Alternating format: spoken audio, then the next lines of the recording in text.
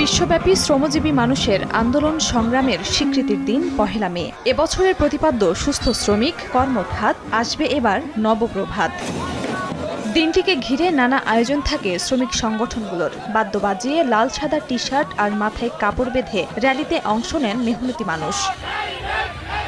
শুক্রবার সকালে সাভার ও আশুলিয়া শিল্পাঞ্চলের বিভিন্ন সড়কে ব্যানার, ফেস্টুন, পতাকা ও প্লেকার্ড নিয়ে সড়ক মহাসড়ক প্রদক্ষিণ শেষে সমাবেশে অংশ নেন শ্রমিকরা। তাদের কণ্ঠে ছিল ন্যায্য মজুরি, চিকিৎসা, নারীদের মাতৃত্বকালীন ছুটি, কারখানাগুলোতে কর্মপরিবেশ সহ ট্রেড ইউনিয়ন বাস্তবায়নের দাবি। মাতৃত্বকালীন ছুটি, শ্রমিকের ন্যায্য মজুরি দাবিতে আমরা যে লড়াই করছিলাম, অবিলম্বে সেই দাবি বাস্তবায়ন করা হোক। শ্রমিকদের বাঁচার মতো মজুরি অনতিবিলম্বে ঘোষণা করা হোক।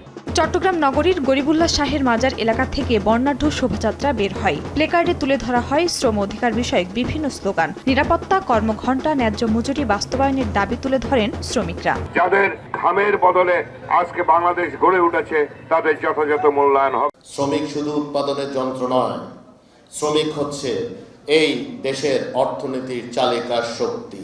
শ্রমিকদের ন্যায্য মজুরি নিশ্চিতে সরকার চেষ্টা করছে বলে জানান বিদ্যুৎ, জ্বালানি ও খনিজ সম্পদ প্রতিমন্ত্রী অনিন্দ্য ইসলাম অমিত। আমাদের যেমন চেষ্টা থাকবে শ্রমিকদেরকে কাজ ফিরিয়ে দেবার, আমাদের যেমন চেষ্টা থাকবে শ্রমিকরা যেন নিয়মিত ন্যায্য মজুরি পান সেটি নিশ্চিত করবার।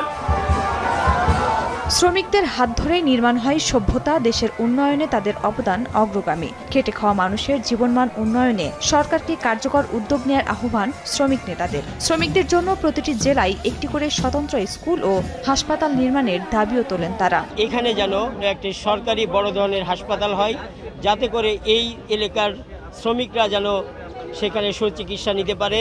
খুলনা, রংপুর, রাজশাহী, বরিশাল, ব্রাহ্মণবাড়িয়া সহ সারা দেশেই উৎসবমুখর পরিবেশে মে দিবস পালিত হয়।